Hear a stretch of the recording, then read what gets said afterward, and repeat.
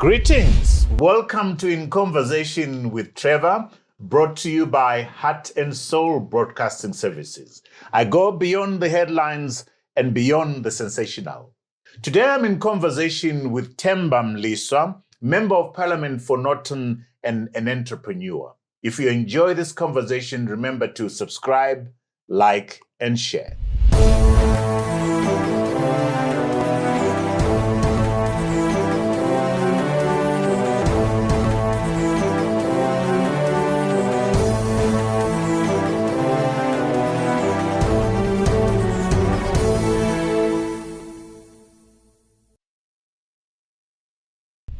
Temba Mliswa, welcome to In Conversation with Trevor.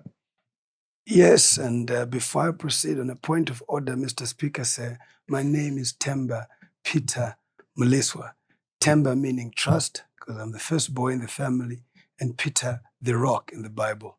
Muyera Shumba, so Konwe on the paternal side of my grandmother, and on the maternal side, Moyo, in Disekuru, Nyati Shonga Muzari, Nduo Kunobere Kwamai. You're my Mzukuru, eh? Yes, indeed. And Peter, I discovered, is your dad and was an ex-combatant. Talk to me about your dad, Peter. My father left this country, born in Shurugwi.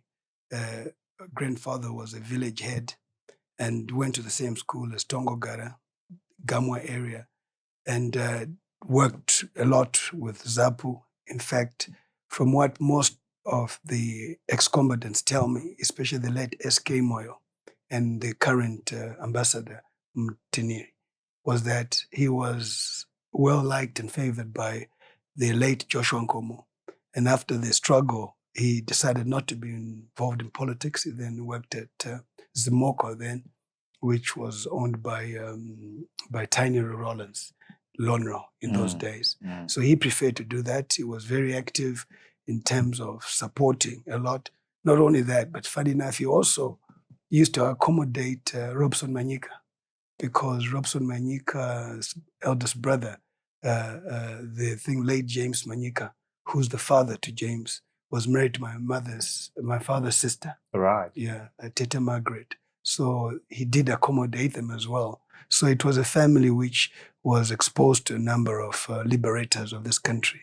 And Zambia was very kind to Zipra, as you know, to ZAPU. They had a strong relationship.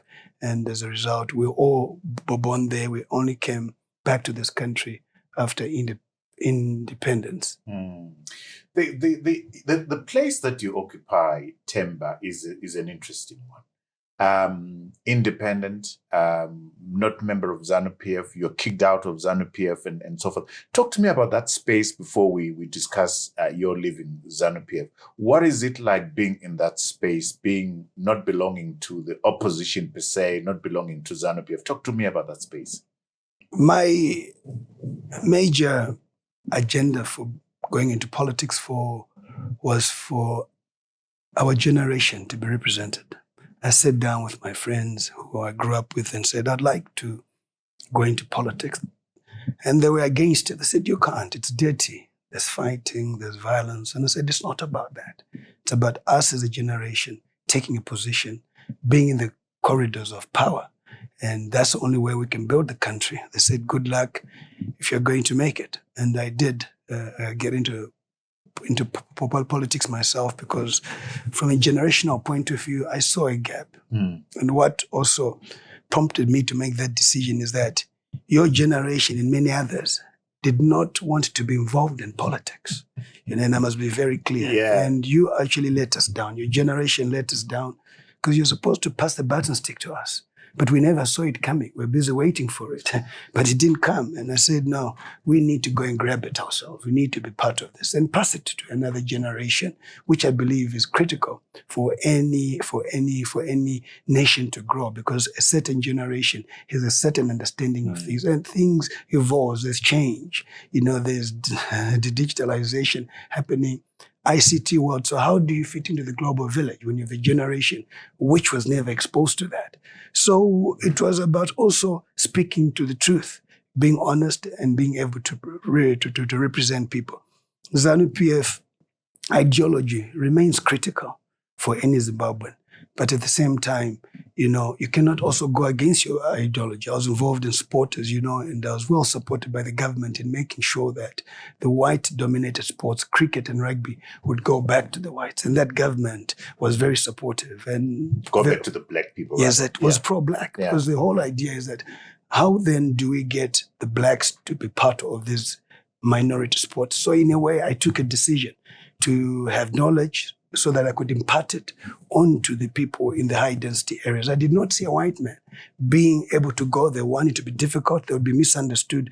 Two, they would have difficulties even pronouncing the names of the people, which ultimately doesn't make somebody feel well. So I decided to cover that. And from a sporting perspective, we went on to do that. So sport, in a way, drove me to the person I am, in that it builds your character at the end of the day. Rugby is one character building sport. After tackling each other so hard, it is the only sport where you see true gentlemen who drink together, eat together, and there is no bitterness. You know, I always say soccer players have a lot to learn from rugby players. I see them trying to fight, but rugby players who have the muscle, who have everything, do not fight. They respect each other. In this. How is that sport translated into politics, into where you are right now?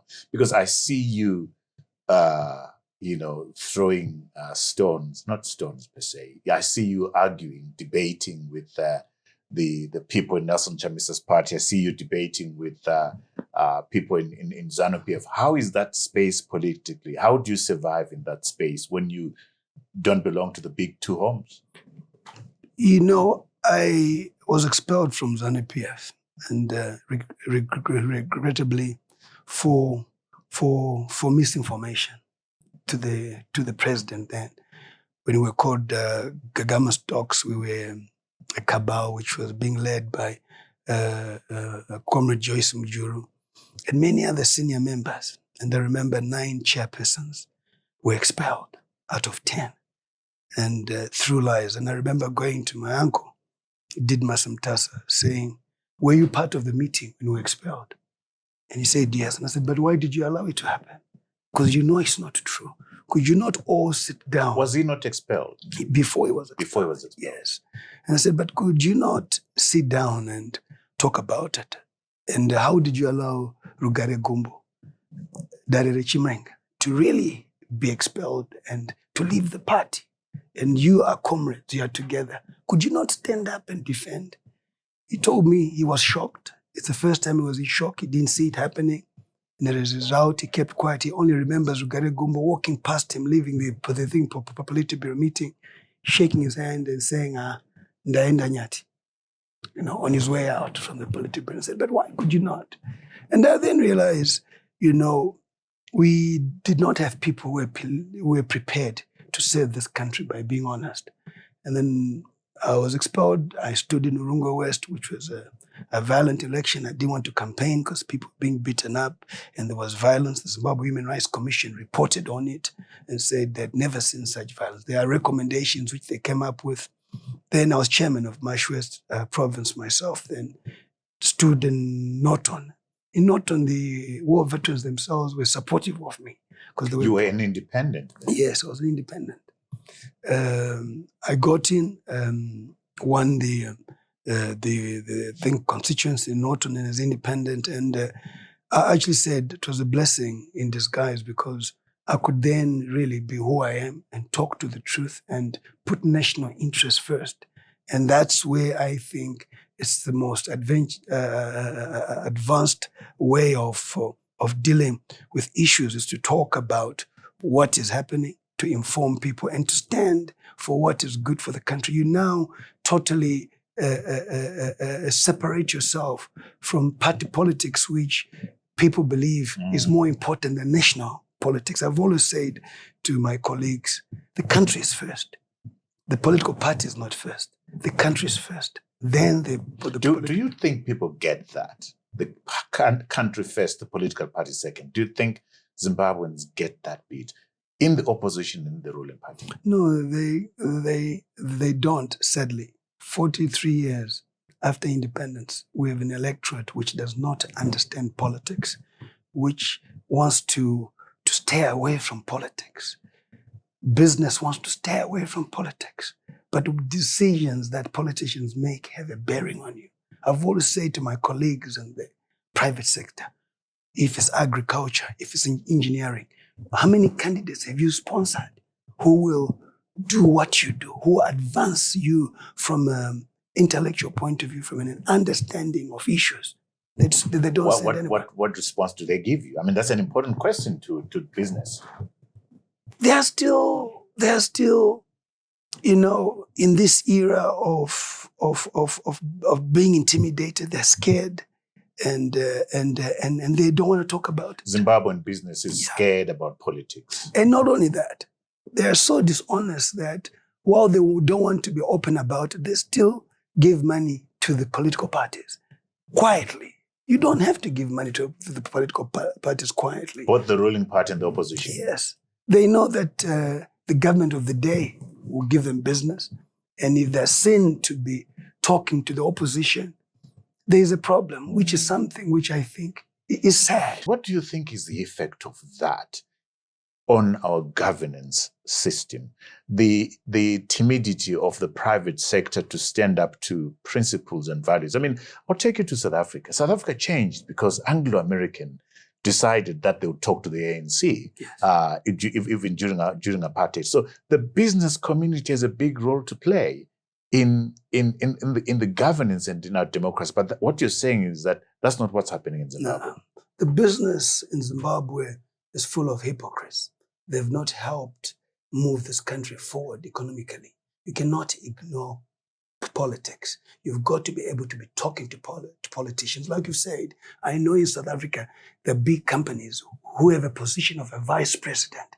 But that vice president's job is to interact with government, with the politicians, because it's critical. They actually have that office of a vice president who's responsible for that. But we don't have that. But the decisions that are made by politicians, the laws which are passed in parliament, affect them. So the question is that, how did you contribute to this? And why then stay away and have a situation where your company closes down to the effect of the ordinary person who suffers? What if they push back and say, no, but if we support, if rather we are scared that we will lose government business, government contracts? For me, if it's about principles, morals, and values, so be it. Why should you be in a country and be in business to at the mercy of a government? You must be in business because the government sees your role in building it. The corporates themselves must be able to be very clear with government that if there are certain laws that you're passing and are not conducive for our business to thrive, we will certainly close. And I think during the Mugabe time, business had gotten to that stage. In the Second Republic, I expect the Second Republic to be more accommodating. But it seems the Second Republic is on a cold war, which is even more dangerous. With the private sector. Ultimately, human rights, private sector, and all that. Yet, they must be embracing and saying, this is the Second Republic, this is what will happen. Do what you have to do, promote your business. Why do you think Mnangagwa's government is on this cold war, as you say? Because they came up with the mantra of Zimbabwe is open for business. They came up with a mantra that will be inclusive. And they've not been able to do that.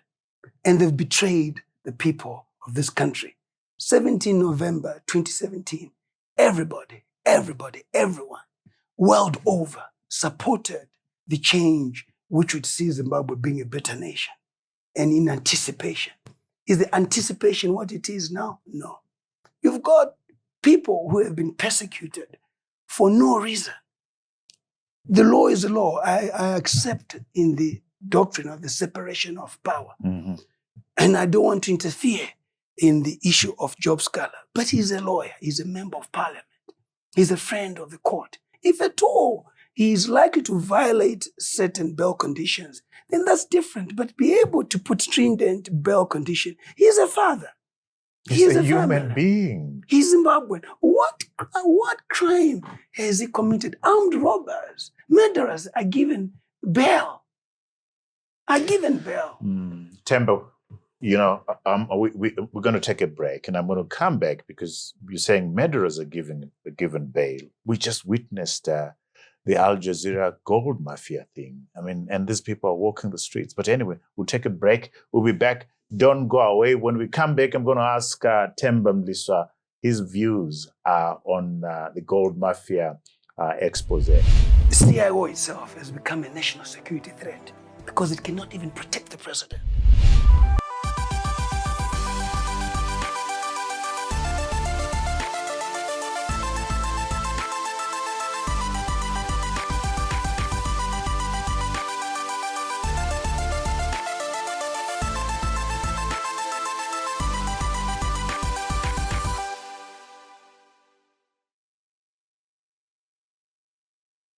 Welcome back to our conversation with Temba Mliswa, Member of Parliament for Norton and a businessman.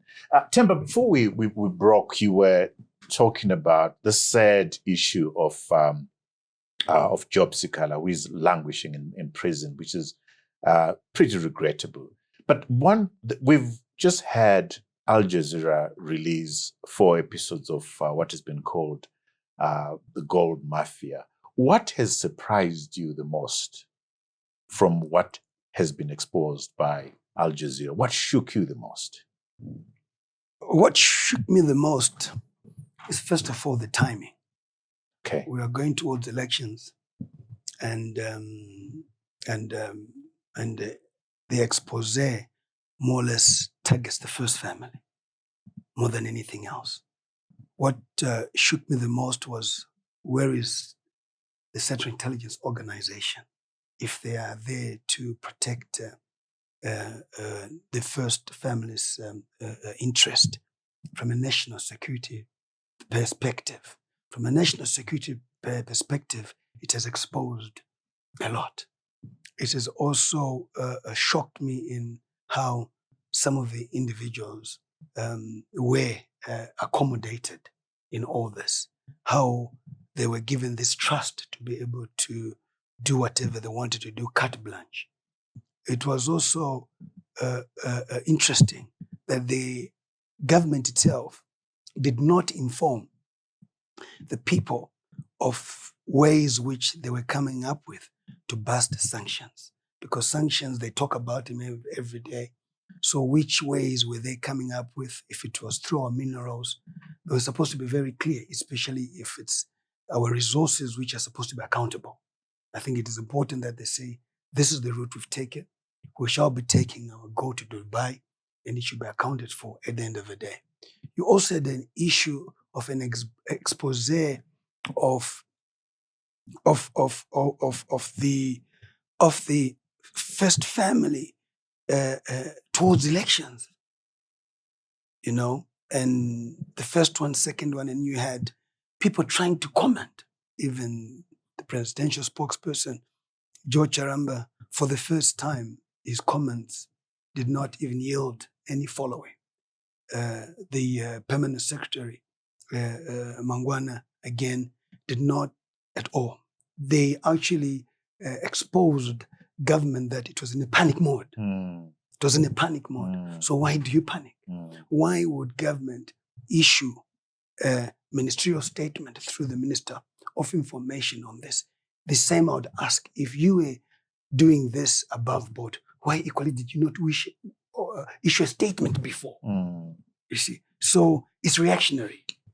Tell me, my view has been that we should have seen by now the president, because this is a serious matter, stand up and make a statement. What's a view? What's your pushback on that? I mean, the country has been exposed. We've just been taken off the grey list, and this risks us being put back to on the grey list. And I would have thought that the president, as the chief executive, would have stood up and made a statement. Am I asking for too much? No, the buck stops with the president. He's the CEO of the country. He's the #1 citizen. And it's not about dealing with Comrade Emerson Dambudzo Mnangagwa. We are dealing with the president of the republic, who his office is of the nation. And he needs to respond to that. So I want to separate the persona and the office he holds. Sure. So the office he holds is about accountability. It's about being the number one citizen. It's about informing people and responding to all these issues. The same thing I've said in Parliament, that why have we not invited the president to Parliament? And nobody wants to do it because he has to answer to a lot of things: the non-performance of his ministers, the corruption which is happening, all this gold. And he's capable of doing it. He's been a speaker before. And being a speaker, everybody will tell you he was upright, was independent, he was fair. So it's also the people around you who are then not able to give you the right advice. At a time like this, he was supposed to be the first person to speak and say, I have listened to this, and as a result, I'm going to appoint an inquiry. But you're right, Temba. The buck stops with the president, the office. The people that are around him, if they don't perform, because the buck stops with him, you should have fired George Charamba. You should have fired Nick Mangwana, because they haven't done him any service at all. What's your pushback on that? You know, I've always said that, and unfortunately, when you say the truth in this country, the people believe that you have insulted. The truth of the matter is that by not acting, you suffer collateral damage. That's the price. The thinking and the mindset of the people on the ground who vote is totally different from the people who are close to you, who are benefiting through patronage, through bootlicking. And because of that, there comes a disconnect with ordinary people on the ground. What people in Zarabani, in Cholocho are thinking is, if I'm sick, will I be well treated at the clinic or hospital? Are the children going to good schools? Are the roads good? Do we have our pensions? Do they have value or they don't have value? And then they connect and say, we are not able. I saw a tweet by Comrade Hon.Temba said 15% of the people that will follow this are on social media, the rest are not. But he was wrong. He's I call him Malume as well. So Malume Obet, you were wrong.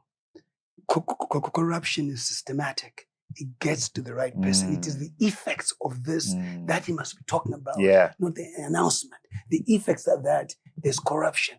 There's the money that people are paid. There's no disposable income to talk about. So you come from the village, you see your grandmother, you leave them for money to buy cooking oil. That's the weekend. On a Monday, they go to the shops, that cooking oil's price has gone up due to inflation. So what do they say? What do they say? They say it's the president. So I'm trying to give a simple issue. It's the president who's making us suffer. It's ZANU-PF which is making us suffer. So how then do you deal with that? So you cannot then say 15% on social media, the rest are not. But corruption is affecting all of us through this illicit financial flows which are there. But going back to the issue is, I looked at it and said, these guys who were arrested, those are scapegoats. They did absolutely nothing which warrants them to be arrested. You went and froze their accounts, okay? You and Macmillan. The question is this: what wrong did he do? If he was doing things above board? Simon Radland, what wrong did he do if he was doing things above board? Because no one, the police or anybody, has not arrested them. If they had the right documentation from the Reserve Bank of Zimbabwe and they were flying gold above board with Emirates, coming back with cash, and it's well documented, what wrong have they done? I've said most of these people saw an opportunity. As business people, they're capitalists, and they seized on the opportunity. The question is leadership. The question is leadership. These have done nothing wrong. They are making their money. Their duty is to make money. And any opportunity, they will seize on it. They're exonerated. Leadership. Why did you then decide to have this happening? And why did you allow it to happen? In fact, allow it to happen. Again, there's the question. And I'll not be racist. Simon Radland was born in this country, Zimbabwe, and he's white. He must enjoy the country too. So is Ewan Macmillan.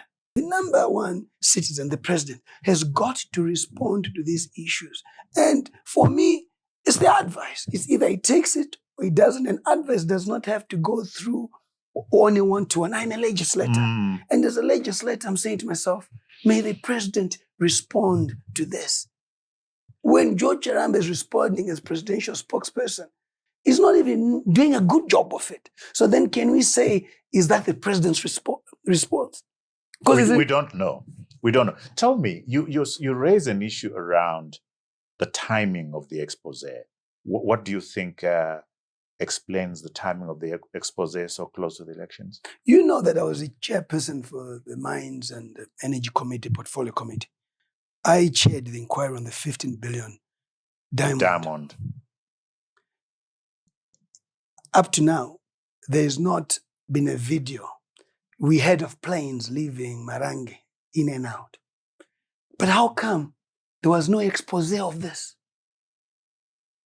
And now there's this expose in terms of the president. The question is that CIO itself has become a national security threat because it cannot even protect the president. This is the issue. With the way the former late president used to operate, he had institutions for him, not against him. For him, not against him. He was strong because of the institutions. At that age, he had no energy to do anything. But the president has done a lot. He's been there. But there's this expose which is happening. He's a former Minister of State Security, a renowned a person in that. Is this how airport, that's an issue which, has got to be protected. But it wasn't protected. And it was not protected. Heads must roll. The DG must go. The directors must go. No wonder why at the end of the day. Will they go? I'm saying if I was president, I would immediately do that. That's the reason why the army remains relevant to this country. And I'll tell you why. Because certain institutions are failing. It becomes the last line of defense. It becomes the last line of defense. But it shouldn't be, Temba. It shouldn't be, but at the same time, they have to do it according to the Constitution, according to ensuring that there's law and order. Section 214 of the Constitution is very clear that if the police or any state institution, security-wise, is not capable, they can bring in the army. In a way, we have militarized this country on our own. We have invited them to the party. We have invited them to the party. And we have weakened the police force. If there is one thing that President Mnangagwa has done, please push back as much as possible, is crippling our constitution and crippling the police force. Is that a fair statement to make? You see, I will certainly agree with you in terms of these institutions being weak. And these institutions being weak clearly talk about the powers the president has in terms of appointing the Commissioner General of Police, the Director General of CIO, CDF, Commander National Army, Zimbabwe National Army, Air Marshal who was the commander of the Air Force. Constitutionalism is critical, and they're not there for the country. I've learned one thing during this time, that I, as a Zimbabwean, have learned that there are leaders who just want to be there to make money, and there are leaders who want to build the country. And the current leadership we have is about themselves. Wow. It's not about the people. Wow. And I've sadly made that decision. Wow. I've sadly made that decision.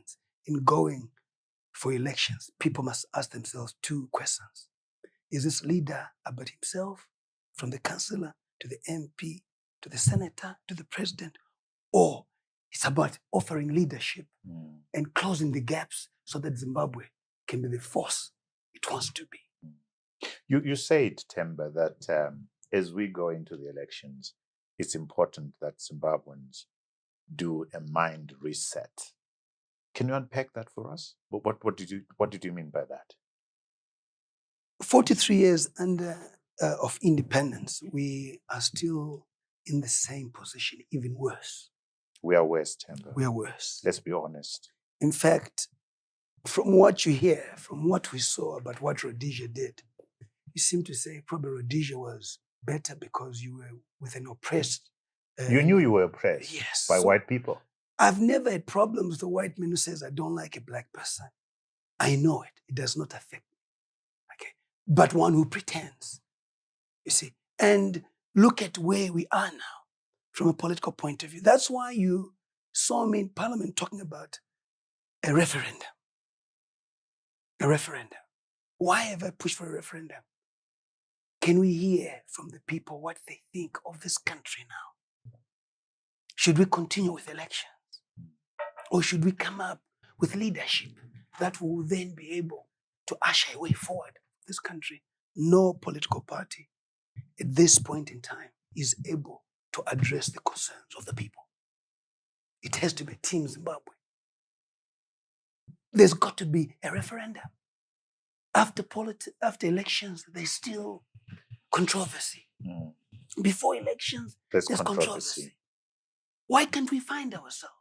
So that's a very important point. I mean, and it's a point upon which I agree with you, because I have a feeling that elections are not going to solve our problems. That after the voting in this year, after the elections, we're going to be back at fighting with each other, economic chaos, and all that kind of stuff. But what we need is sitting around the table, all of us, and find each other in terms of what kind of a country do we want to create. I want to say, Temba, and I want you to push back as much as possible, that we're going into the election for ZANU-PF to protect its criminal state, with Nelson Chamisa wanting to grab this thing, to basically do the same thing. How does that move us forward? I totally agree with you. In fact, I'd written something, and I wish I had my diary here, which said that there's no political party that will deal with the corruption. There's no political party that will deal with the cartels which are there. Okay, it's now a value chain. Yeah. The same way you run a business. There is absolutely no one who will do that. And what is important is for us to find ourselves. And in finding ourselves, I've equally questioned the men of God, the churches. And I've said, when you see the president, what do you say to him as men of God? Because you carry the message for the people. They carry the message for God and they say it so well, but they're not able to carry the message for the people. To the powers that be. Are you with me? I'm with you. And why not have a conversation with the church leaders and say, this is what we think is the way forward. Anybody who loves this country cannot ignore a good modus operandi put together for the good of the country. If there's anything, you'll be a hero. You'll be a hero. Temba, we'll take a break there. Wow. Please don't go away. When we come back, I'm going to ask Temba why we are not doing exactly that. Sit around the table, say an election is not going to resolve our problems. Let's find each other. 5 million went missing. And you're telling me that there's no case. And this was supposed to be the money to pay the cotton farmers who are poor. Imagine getting free access to the Newsday, the Standard, the Zimbabwe Independent, and the Weekly Digest for a full month. Well, you can, and all you need to do is download the Newsday e-reader app on Google Play Store or scan the Newsday QR code in any of the AMH print publications and start enjoying the quality content. Usasaririrewe, famba ne time, famba ne chokwadi, famba ne e-paper.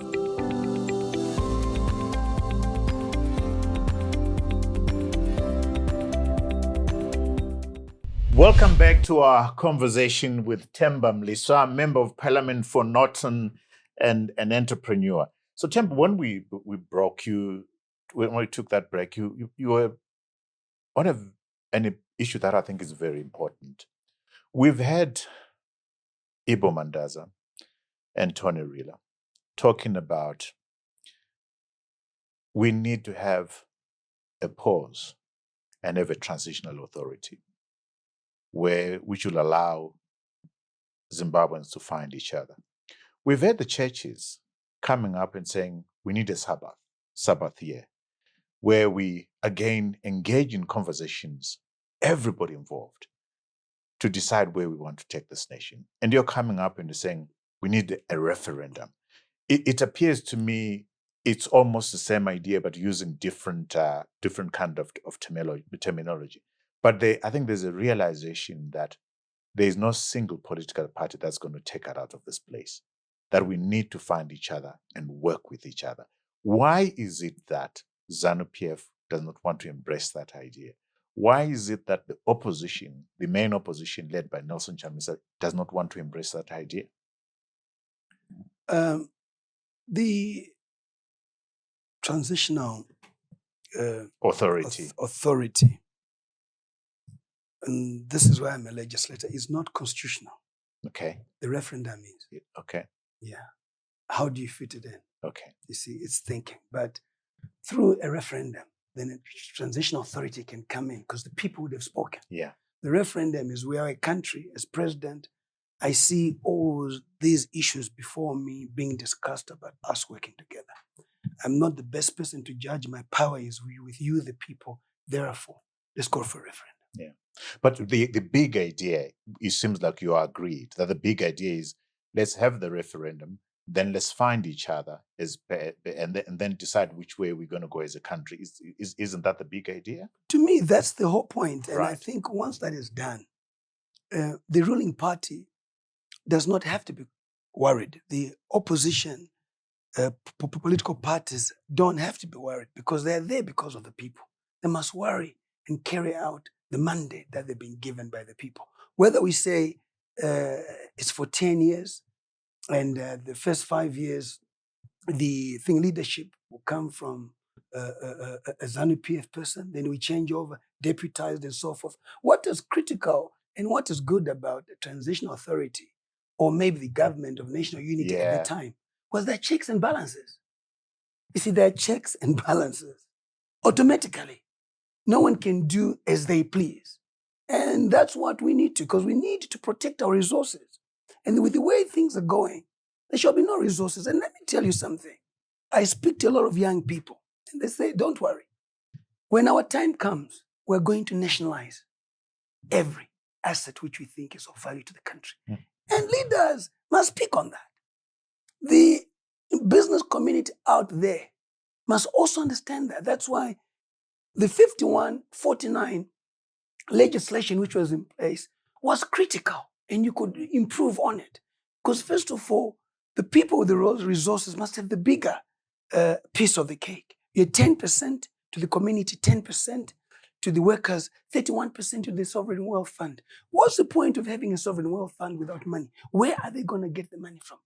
The point of suspending that or totally removing that law was there wasn't enough for direct investments. But Zimplats, Unki, Mimosa, the big mining houses, How Mine, had already started implementing that. And with time, you could see how far have you gone. Whether the law changes to now give them more shares is a different thing altogether. But that was a starting point. So there is no law. While Section 13, subsection 4 of the Constitution is clear about empowering local communities, there is no law like the Indigenization Act, which then supports that. So ultimately, resources are going. And what is going to be left? That's why I've said that the younger generation is saying that's okay. We'll also come up with a law to nationalize and say, okay, this asset we're paying you $100. We'll pay you bit by bit. And that's not a safe environment. No, it isn't. Because they're not going to do anything. And it is important that government understands that when they do things which are not well-meaning and which are not for the people coming in will reverse that so that it benefits the people. Every business initiative must benefit the people, and the benefits must be seen on the ground, not at the top. The Land Cruisers we drive and all that, You only enjoy the road because you have a new Land Cruiser, the road is new. But 70% of the people in this country don't own cars. 80% if They poor. don't own cars. So how do they appreciate the good roads? So the president, being a Democrat, I say so because he's a lawyer, who was part of the First Republic, must at some point concede. And I say this, concede. That's a mark of a leader. That's not to mean he is weak. I've been with this journey for 5 years. I totally miscalculated. I totally misjudged a lot of things. I realized that we all need to work together to move this country forward. That's my prayer.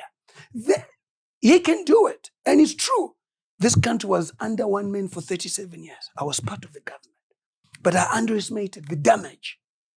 And it's only now that I'm in office. It's different. Me not in the driver's seat, but now I'm in the driver's seat. Fellow Zimbabweans, I suggest that we relook at moving forward. I would suspend elections for now and allow you, the people. The problem, Temba, with that is you've already said a very important thing, that you've come to a realization that they are in power to benefit themselves. So how can Mnangagwa, who is in power to benefit himself and the people that are around him, allow the kind of thing that you are talking about? I think it's a non-starter on the basis of that. No, I beg to differ with you on that. That's what I've equally said. Though I'm not South African, equally said about the Cyril Ramaphosa case in terms of the allegations that he had. Being a lawyer, being the person he is, it would have been the right thing to step down. Though there's nothing written that you must, but for the good of the country. Sure. I was the chairman of the Mines Committee. I was accused of bribing Gerard Goddard. I stood up in Parliament and said, being the chairperson, I think it's unfair why an inquiry. I'll step down. That's best practice. Yeah. Not many people are like that. Yeah. So if there was anything else which I'd done, which was not untoward, people remember that. He stood up. He stood down, yeah? Yeah. And decided to stand down for the interest of the people. So no matter what you have done, people are people. They don't forget. They'll remember that, no.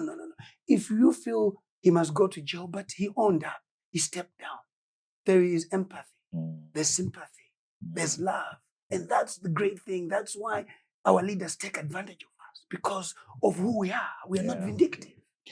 Talk to me now, Temba, about you've been in the parliamentary committees. You've chaired a number of them. Is this an effective way of check and balances? My submission to you would be to say that I think the parliamentary committees don't have the power to hold the executive to account. Ministers don't respect the parliamentary committees. What's your pushback? I totally agree with you. Section 107 of the Constitution is very clear that vice presidents, ministers will all be answerable to Parliament. On Wednesday, some don't even come. This is question time. But they will be at cabinet. They like going to cabinet because this is where they get their dirty deals endorsed. That's money. After that, they are not interested. If you then are in cabinet and there's a deal that has been signed and has been endorsed, why don't you come and talk about it in Parliament? That's your chance, because you report to the nation. So they've not been able to do that. Secondly, the issue is on whose expense? It's taxpayers' money. It's taxpayers' money. Those committees are as good as useless unless you have somebody who, when I chaired, I was very clear what I needed to achieve. Even when I was in ZANU-PF, they'll tell you, even the primary secondary education committee, I chaired it. When I chaired as an independent, there was a difference because you are not whipped. Section 121K of the Constitution is a problem. And the people of Zimbabwe must take responsibility for some of this. In fact, maybe for the first time say, some of this mess we are in is the electorate. You choose the very same people to come back. And you then ask us in Parliament, we are doing nothing. Were these people dropped by God in Parliament or they were elected by you? This election is an election that you have to now revisit. the voting pattern you have done. What do you want? Is it about the party? Is it about leadership? The or the future? caliber of parliamentarians and the caliber of councillors goes down to the electorate. They vote for those people, isn't it? In fact, to put it better, the parliamentarians that you see today making noise, sleeping, are a true reflection of the electorate. Oh, wow. Oh, wow. That's powerful. Let's go to a place where land reform. You have benefited from land reform. You got a farm. But my thing that I want to pose it to you is the people that have benefited from land reform are the people that are politically connected. And it's a process that is still ongoing. When are we going to get to a point whereby we draw the line in the sand and say all the land, or rather, the reform has been done. Now let's work the farms. Before I respond to that, let me just come to something quickly. You saw in terms of corruption, you spoke about the portfolio committees. Honorable Justice Wajejena had this court issue. And in terms of the code of conduct, he was not supposed to chair. He still continued chairing.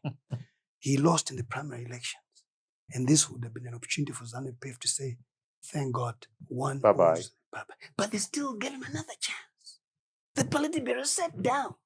I mean, don't you feel for the people? I do, but why, And then he Temba? came back. Why is that being done, Temba? That is the reason why they say it's a cartel. It's a cartel of the politicians. And he was very clear that if at all this continues, I'll expose certain people who I was working with. 5 million went missing. And you're telling me that somebody has no case. And this was supposed to be the money to pay the cotton farmers who are poor. You go and give them hampers, and you still want to legitimize that person to still be a legislator. It talks that the whole narrative of zero tolerance on corruption is not true. But it goes up. That's what it means. Listen, it goes right up to the top. This is what the president must understand, that all these things end up on his desk. All these issues end up on his desk. No amount of propaganda will exonerate him. Because if it mattered to the president would have said, Wajejena, whatever his name is, the electorate has thrown you out, you're out. Or even before then, measures should have done to make sure that this man does not stand. But that is not happening. That says to the public, Temba, push back as much as that this man is protection. Or he knows that his cartel goes up right to the top. It goes without question. So how do you instill confidence in the people? How do you instill confidence in the people? This is the time the ruling party, I've always said, people always say, you comment about ZANU-PF. And I said, if you're a politician, if you're a Zimbabwean, that's the ruling party. That's the governing party. Whatever they do has an effect. Even in their primary elections, whatever they do, there's an effect on you. So how can you not keep your eye there unless you are somewhere else? So they must lead by example. And this was an opportunity for them. Those who are corrupt are no longer part of the elections because we want to send a message. Important point, Temba, but let's go to the land issue that I asked you. Thank you for raising that. For me, I benefited from the land reform, 805 hectares, and it remains a noble agenda for the people because you were trying to deal with issues of economic emancipation. People must be empowered. Sure. And this is where the late former president, whether you like him or not, always saw ahead. They always told you land is everything. It's only now that people start to appreciate, he would defend the land because he knew the minerals were there and all that. The land reform was for everyone. And I'll tell you why. Our people are too polarized. And they believe that whatever is done by government is for ZANU-PF. Yet they forget that the ruling party, be it any party, has an obligation to come up with programs which empower people. Programs which empower people nationally. And Welshman Professor has a farm. He was in the opposition. He's always been outspoken. But he set aside the politics and went for what was a benefit for him from a national agenda perspective, empowerment. And he went for that. So to me, same with constituents. My constituency, there were 5,000 stands, which the late Honorable Kasukwere, former minister and PC of ZANU-PF, had given to the youth of Norton. And you know what I did? I went and printed 1,000 T-shirts under ZANU-PF. And I went and gave them to the youth. And I said, wear this, go to the meeting, be given land. The piece of land you get will not be in the name of ZANU-PF, to be in your name. But isn't that, Temba, that's interesting what you're saying. But the point I want to drive home is, why should I wear a ZANU-PF T-shirt to get land? Should I not get land because I'm a Zimbabwean? You see, it's a very pertinent question that you bring up. And I think one of the issues is to be able to read the situation. Unfortunately, you have to read the situation. If you have to be a politician, you have to read the situation at the end of the day. And I think in African politics, that's how it operates. In terms of other jurisdictions, Europe and America, that's a different thing altogether.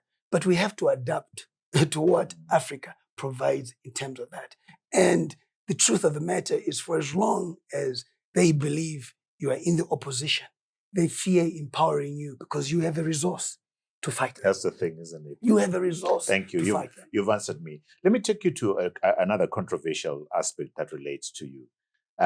You, Martin Mtasa, George Marere, spent some time in detention for having defrauded Paul Westwood. Where is that case now?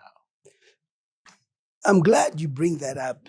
And it's been going on for quite a while. So the case is still alive? No. No. I went through the courts. That's the time when I was arrested for over 50 times. Paul Westwood was connected to the Commissioner General Chiuri. Paul Westwood was connected to the PA to the Commissioner Chiuri called Chibaki. I gave Amaskod Banda, who was a shareholder 50-50 with Westwood, With a loan. Westwood, yeah. And my collateral was the shares. Unfortunately, my lawyer then was Gerald Mlochu, who did it. He's the one who did that agreement, and the collateral were the shares. He failed to pay. I then got into the company to have the shares. The company had nothing. Everything was done above board. In finding out the state of the company, like anybody would do, handover takeover, there was money which had been withdrawn by him alone. By Westwood? Yes, at Kingdom Bank. Yet what you needed were 3 signatories. And it was 20,000, I remember, and I think it was down to 1,000. And that led for him to be suspended, for it to happen. He went to court. And we were cleared. He then went on to other courts. We were still cleared at the end of the day. And for me, that's really a dark side on me. Until one of the workers said, you've got to understand the work, the cars we're making here and the bupas, a certain percentage went to Commissioner Chiuri and Chibaki. So the moment you came in, they were not happy. So the court cleared us. And So you were acquitted? I was acquitted ages back. And he tried to go to court again. The same happened. So it's just unfortunate that it's not every white man who's wealthy. Our people believe that if a white man complains, he's been prejudiced by black men. But blacks are also prejudiced. I'm glad that's behind you. Temba, you are young. I mean, I was looking at you're 52 years old. Do you have any presidential ambitions at all? You know, that's an interesting question that you're asking. And I've always said that anything is possible with God. Yeah, I am a God-fearing person. I'm also aware of my role in terms of doing what I do best. That decision, who who is a journalist who doesn't want to become an editor? Who is a journalist, an editor who doesn't want to own a publication? So every politician would like to be president, because why are you in it anyway? That's the bigger part of it. So any politician who tells you they don't want to be president, then they're not honest. So why are you in it? Why, if those decisions you're making at that level are not moving, why don't you want to be at the top and make sure that they move well? It's a dream for any politician. It's a dream for any teacher to be a headmaster or headmistress. So the same happens when the time comes and God's time is up. Who am I to say no? That I must be very clear. I cannot say I have no ambitions. No, I would love to be the president of this country one day. And in that case, you leave it to the Almighty. If I am doing, well, you can only argue so much in Parliament. You can only do so much in Parliament. And I think I've done pretty well in trying to stand for the people. They understand who I am and all that. But like I've always said, everything has a time. I supported, and very well, you were part of the supporting team of the Second Republic. And in so doing, we expected them to deliver. But we were disappointed. I know, and I respect you for that. You're one of the few people who got up to express your disappointment. And I hope it was not seen nothing else but something which was sincere from your heart, because you got in and a lot of stones were thrown at you. Oh. Are you with me? And at the end of the day, you must be man enough. And you're one of the few people, I think, who's interested in this country in saying, but what is happening is not what I expected. But that's not to say that you don't support the president. Okay, your expectations are different. And you express them, and I think that's also the same with but me. Not many people can do that. I mean, I got into PAC. I thought it would work. When it didn't work, I walked out. Afterwards, I did say that I am walking out because I'm not happy. But not so many people, like you were saying right now, Temba, about the private sector. People don't have conviction for the things that they believe. You have answered a question which is very tough for a lot of people. Do you want to be president? Yes, I want to be president. What is wrong with us that we can't stand up and say the things we believe? Yeah, I think it's a culture of upbringing. My father was liberal. He was an honest man. And he taught us to be honest. My father would say to us, even if I don't do what you've told me, say it. And if I do it and I'm wrong, come back to me and say, but Dad, remember, I told you this. Yeah. It has to do with upbringing. It has to do with upbringing and all that. And that is the reason why I've always had the respect for you, in that you love this country and you've worked for it. Most of us worked for the president. We went to SADC during the First Republic. No one could speak in Parliament. No one could do anything. And then you see these people around you. But you're like, but who are these people? What did they do? What did they do? Where were they? So I'm pained. Naturally, I'm pained because I sacrificed myself. I sacrificed my life. Wait, did you expect to be minister? No, I didn't want to be minister. Even today, I don't want to be. What I expected was for this country to be better, for this country to go in the direction which is supposed to go. And even, you've known President Mnangagwa. Are you disappointed the way things have turned out?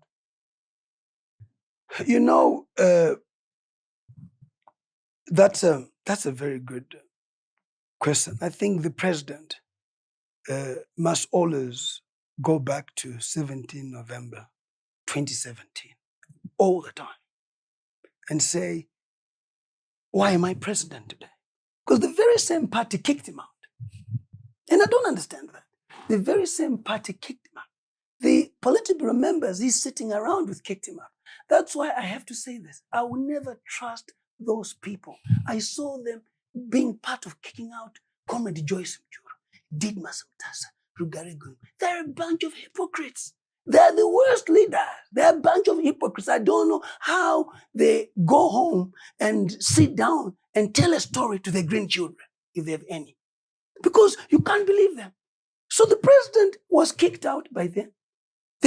He's back, he's with them. I will never be part of such a union ever. And God knows that. All of them were there. Mugabe, they celebrated. The people brought back ED. Tomorrow, where there's to be something happened to ED by Chiwenga, for goodness sake, they would all be around cheering Chiwenga. Unfortunately, those are the kind of leaders that we have. Now when you have, Temba. morals, principles are not there. Hypocrites, they attack, unfortunately, they attacked Comrade Joyce Mujuru. But when the general was around, they supported it. And you come up with this. I see the picture of Comrade Joyce Mujuru being hugged by the president. And I say to myself, wow. And I see her being hugged by the first lady at Independence. But has anybody, and that's what I've said, if we are true about this country, the president himself must be able to say, I fought with certain comrades, trying to be loyal to number one, and I had to. But now that I'm president, can you guys come back? Yeah, unfortunately, that won't happen. Temba, as we close, when you look at your life, football, cricket, politics, you have 18 children, eh? 19. 19 children. 20 if we confirm the DNA by Susan, but we are still at 19. Okay. When you look at that, where do you look and say, I made a mistake, I shouldn't have done that, I got it wrong? Where do you have regrets which could help people out there as a human being? Where do you think you got things wrong and you would want to correct those things? I think politically, and then I'll go socially. Yeah. Politically, the biggest mistake I made was to belong to a political party. I think they were necessary before independence. As you can see, they fought for that. After that, I think, so I wouldn't, because I then realized people were not sincere. I wrote a letter to the former president, late Mugabe, when I was expelled. And Comrade Didmas Mtasa, who was my uncle, was the secretary for administration, says, don't write letters. I said, I'm going to write it. And I said, I'm hurt. I went and won a constituency which MDC had. Urungwe. Yeah, West, because it belonged to MDC, Honorable Jambati at the time. For ZANU-PF, I spent my money. But you then sat down and presided over a meeting that expelled me. And I said to him, the precedents that you've set will also haunt you one day. And I was speaking to Kasukwere the last time. He said, you know that Mugabe spoke to us about that? That Temba wrote me a letter. And I said, you've not done me a disservice, but you've done yourself a disservice. At the end of the day, what happened? The other issue is, from a social perspective, I think marriage is overrated. Marriage is overrated. Do you really need to marry to really be happy? And do you need to marry to have children? And I think that's one of the But issues. it's an important institution, Temba, no? It's an important institution, but who abides by the rule? Okay. Not many. Not many, unfortunately. So the women try to be sincere, try to be honest, but the man is not. Once you decide to marry, and because I respect it, I'm not married because I'll break the laws. Okay. So God knows that. But the day Maluma I decide to get married, you must know, that's it. One woman and that's it. But there's got to be a time for that, because I've seen how children have been affected by divorce happening when you've got children. So your 18 children, you stay with them, or yes. They stay with their parents, with their mothers? Right now, I've got 11 of them at home. Okay. And they are never exposed to any fights between the mother and the father. See, they are exposed to a good life where they know our father is single and I respect their space. They're able to talk to me. I give them time. And Malume, there's nothing great as having those kids. They're just a marvel. To me, it's like I've got 3 kids. sinzo hairemerwe nenyanga dzayo. And the mother. So you at the moment you'll never get me. You're not married. You won't marry. Yeah, it's I have 19 children, and at times I ask myself, will any woman be able to deal with this? And it's unfair of her to come in to the line. Do you regret taking your issues with Susan public? No, I don't. I wanted to have a baby with Susan. We agreed on that. We went for testing and all that. And once in a while, even as a driver, you do have an accident, but it is considered a minor accident. You see, you do experience that and so forth. I really thought our relationship was on agreed terms. She had a child and decided to have two. You talk about these things about having children so that you know. It's not just a decision made or a mistake. No. I've got 3 of my children who are not mine. I can never mention them. They will never know. I went for DNAs. But are they part of the 19? Yes. Okay. So whatever I've given to all my children, they'll also get. Okay. Whatever education and all that. So these experiences. Thank you for being candid, Mr. Guru. Thank you so much.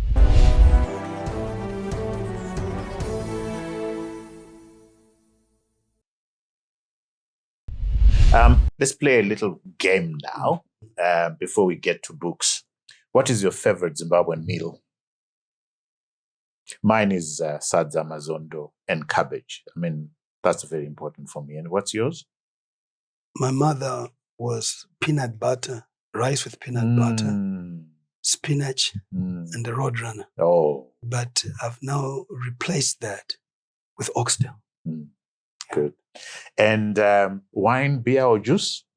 You know, I'm hardly a person who drinks, but I will enjoy a glass or 2 of wine, and just for the purpose of interacting with people. You know, I was told something that if an Englishman offers you tea, you must never say no.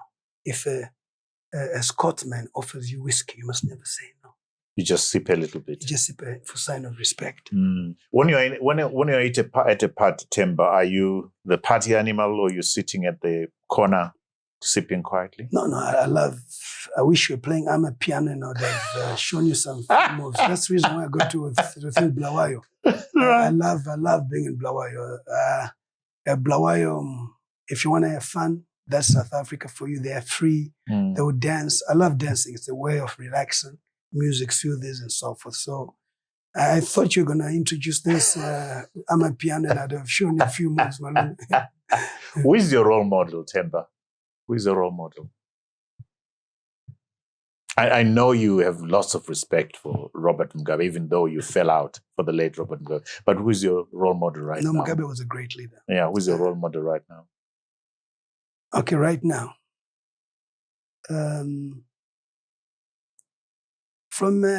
I had 3 people that I was very close to, if I might say. The late Doug Mnatsi. Oh. I love Doug as a brother. The late Parents Shiri. And I have a lot of respect for Shinga Mtasa. What a man. Humble and always make time for me. Whenever I have a problem, I go to him. He's a good man.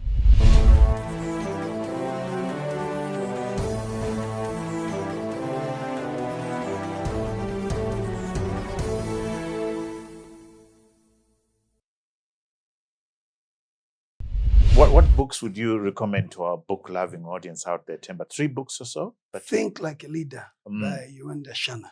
Okay. Very interesting one.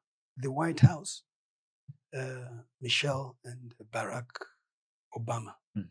Education Systems in Zimbabwe by Professor Jabangwe Nsimbi, who's the Pro-Vice Chancellor of the University of the Chinoi University of Technology. An amazing read, those. So I've never wanted to be a loser. I'm always positive, so I think like a winner. And The White House by Michelle and Barack Obama. is interesting. How people can end up there and talk about it, and find themselves there, especially as Black people. That's inspirational.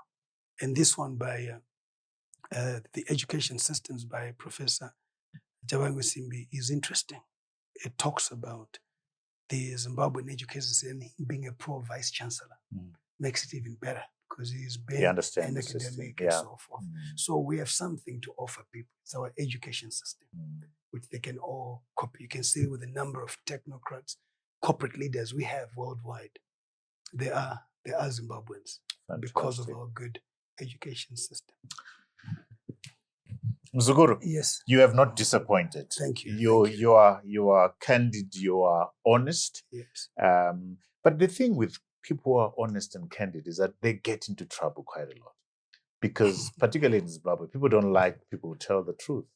They will always be throwing stones at you.